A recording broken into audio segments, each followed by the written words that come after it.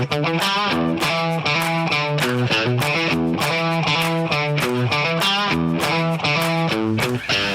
is the KIJHL podcast. I'm Mark Berry, along with Emanuel Sequeira. On this first episode of Season 4, Emanuel has 3 interviews all lined up for us. He'll be talking with Kelowna Chiefs goaltender Michael Makowsky, Grand Forks Border Bruins defenseman Garrett Janzen, and Kimberley Dynamiters forward Luke Davies. We are 3 weeks into the 2025-2026 season, and one thing is abundantly clear. Parity is a real thing in the KIJHL this season. Every team has suffered a loss, and every team has at least one win 3 weeks in. It looks like it'll be another banner year for shorthanded goals. Last year, there were 125 shorties. The league is already up to 16 3 weeks in, with Columbia Valley and Quesnel leading the way at 3 apiece. Grand Forks, Creston Valley, Chase, and Castlegar have power plays over 30%. The 5 best records heading into Week 4 belong to Kelowna, Princeton, Kimberley, Kamloops, and Merritt. Top scorers, Liam Monroe of the Creston Valley Thundercats with 14 points, Luke Magarel from Beaver Valley, 13 points, while Keithan Isbister from Creston and Luke Davies from Kimberley are third with 12. Of the goaltenders who have played 120 minutes or more, Kyan Gray from Quesnel, Michael Makowsky from Kelowna, and Sharky Nowick from Princeton lead the pack. The September Players of the Month were named this week. Forward Luke Davies, defenseman Garrett Janzen, goalie Michael Makowsky, and rookie Beaver Valley's Connor Smith. Border Bruins D-man Garrett Janzen is off to an impressive start.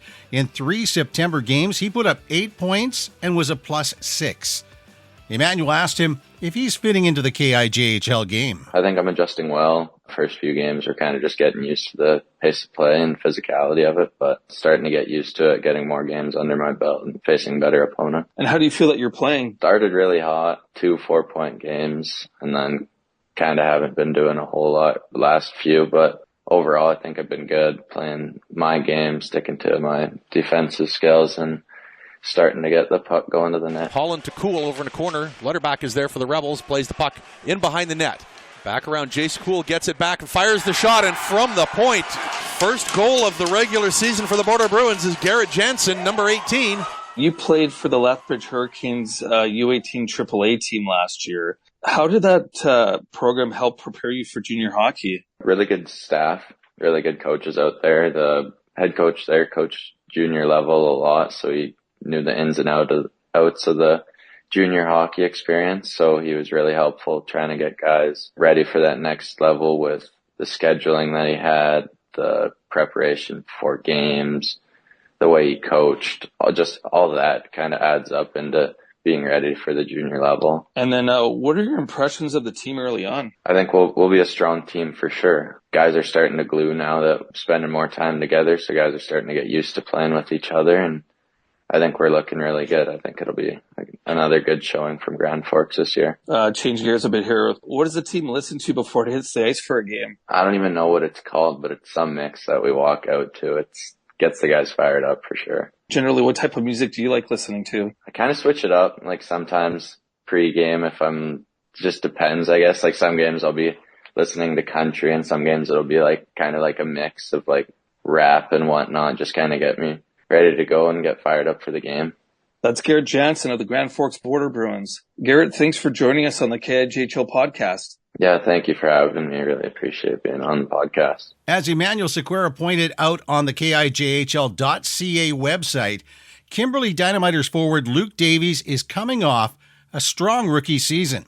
In September, Luke started the season on the right note, putting together some nice numbers. 10 points in 4 games and a +8. Oh, I think it's been pretty good. Points-wise, I've kind of had luck getting the puck in the net. Felt really good about my own game. Worked really hard this offseason to kind of make the changes I needed to take the next step, and so far it's paying off. I'm glad you bring that up, because that's one of the other questions that I have for you is, what were some of the things you focused on for off-season training to help you play like you want to this season? Definitely like speed and like a kind of quick burst of speed, being able to turn and get my feet going a little quicker, get out of tight spaces, be more evasive. That and agility was kind of the main thing I worked on. I've shown my ability to shoot the puck, this and that, but I need to be able to set myself up for those opportunities. So I think kind of my agility, my evasiveness, and that kind of quick burst of speeds were the three main things I was working on. And have you noticed a difference in your play being able to do those things? Oh, for sure. Yeah, no, it's astronomical, the difference. I feel like definitely a different player from last season. I feel much more effective on the ice, and I'm able to create more chances on the ice. Even if it doesn't end up in the net, I'm creating more chances in ways that I wasn't last year, which I'm really happy about. Dynamiters on the far side. Drop it back to Davies. Davies goes wide on the forechecker. Gets it to the defense. Shot. Goal! Luke Davies, a backhand. What are your goals for this season for what you want to accomplish? As a team, we're looking to win this year. There's no, we fell short last year, and that's definitely left a sour taste in everyone's mouth. So nothing short of winning for us. Personally, I just want to lead. It doesn't really matter how many points I get or whatever. I just want to be a leader in the ice every day. Be a guy that when people come to watch, they notice me, and they notice more than just the skill or, the points. They want to see the physicality, the little things that make you a better leader. That's the stuff that I'm kind of more focused on this season.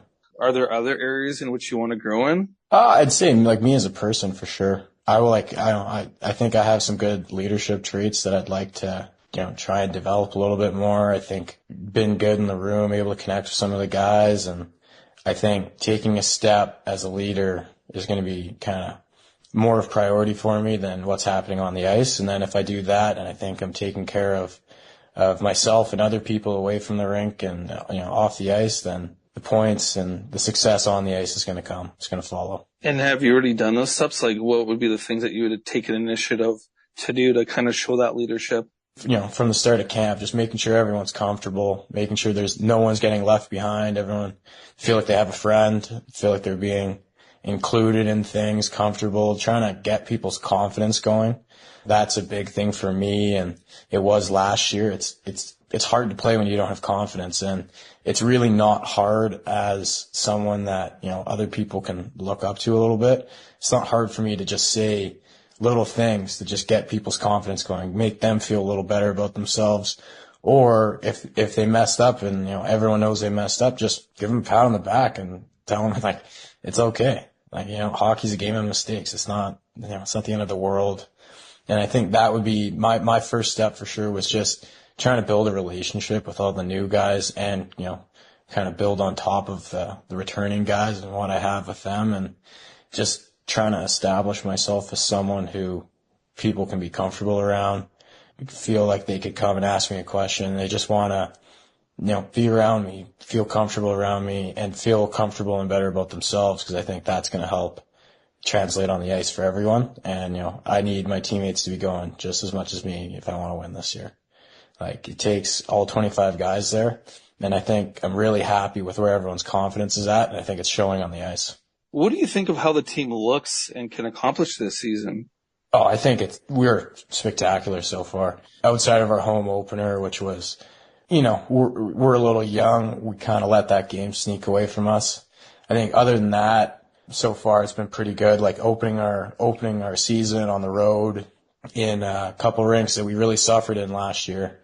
It was huge to see what we did to open up the season 7-0. I think just established that we are the Kimberley Dynamiters. We're a winning team. We're someone that should be feared when you play against us. I don't see a reason why this team shouldn't be competing in, at the end of playoffs. Why we wouldn't be high up in our division. We should be clinching everything. My expectation for this team is to win. The guys that we have in that room, like the returning guys, are super solid. We're getting offense from everywhere. Our rookies have been spectacular so far. Like, I'm super happy about the new faces we have. The way we've been playing, like super physical, fast, nitros hockey. Like, I'm really excited about what we have. What is the vibe like in the dressing room? Oh, definitely. We have a lot of fun. It comes down to business. We're all ready to go, but definitely one of the most fun hockey teams I've ever played on. Everyone gets along, always joking around, having a good time with each other. but we're also super competitive. And you see that in our practices, guys kind of go at it a little bit. And maybe we got to learn where that line is a little bit, but everyone loves each other and we're making each other better every day. And it's a lot of fun to be a part of. So who controls the music in the room? We have a little bit of a rotation right now. It's been Tillman recently, a little bit of Valstar, but I think it'll probably be Danik Reeves when he gets back. A little too much rap music for my liking. Do you guys have a team victory song that you'd play? I don't know if we've landed on one yet. I wanted to do Hey Ya. I think that's kind of a fun song, and it came on after our first win there in Nelson, so I kind of thought we should take it and run with that one, but I don't think we've quite landed on one yet. Now, if you've got a Nitros goal song selection, share it with us on the social media comment section. That was Luke Davies from the Kimberley Dynamiters. Michael Makowsky is in his second year in the KIJHL. Between Kelowna and Sicamous, he earned a .918 save percentage and represented the KIJHL at the BCHC Top Prospects game. He and the Kelowna Chiefs, they're off to a great start. It's not just me, it's the whole team. Since day one, we've just been on and off the ice, just working hard with training, whether it's dry land or anything. I'm not sure if you're aware, but you've been actually chosen as the first goalie for the September of the month for the way that you played for your team in that month. What does that mean to you? This means a lot. Like, I was training throughout the summer a little bit here and there, trying to become top goalie, and hopefully I can stay there. Each day I've just worked my butt off, trying to be the best. Dodds for Brighton Morrow. Shot there, stopped by Makowsky. Rebound clear to the end boards. Hebert in from the blue line, trying to keep the play alive. Finds Ciccone on the near side. Rink wide, a shot. Another blocker save by Makowsky. Makowsky with good lateral movement tonight. Following your rookie season, what did you want to focus on training-wise to keep getting better? I wanted to work on more of my lateral movements and positioning, even coming up that extra step, challenging, and even a little bit with the angling. Because what were some of the things that you learned from your experience as a rookie last season? I learned that once the season progresses, it gets a lot faster. Players start noticing what your weaknesses are, so you really have to work on those, and you just have to be able to adapt. What is the feeling in the dressing room right now? The feeling is awesome. We have a great group of guys. Even since day one, we just all seem to click together, which is really good. On a game day, especially when you know that you're playing, what do you like to listen to when you're getting ready for a game, or do you listen to music when you're getting ready? Yeah, I show up between 2.5 hours, 2 hours before the game. I have my meal at the rink, putting my headphones on, go sit in the stands. And I usually listen to more upbeat rap stuff.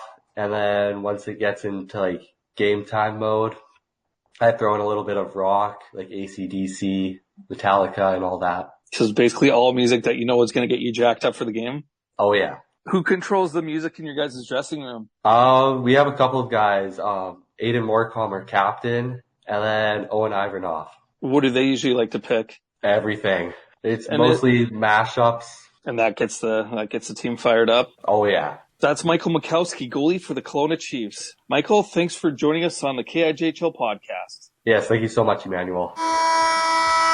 This is the KIJHL podcast, available on Spotify, iHeart, Apple Podcast, YouTube, and on the KIJHL.ca website. Our thanks this week to KIJHL Director of Communications, Emanuel Sequeira, players Garrett, Janzen, Luke Davies, and Michael Makowsky.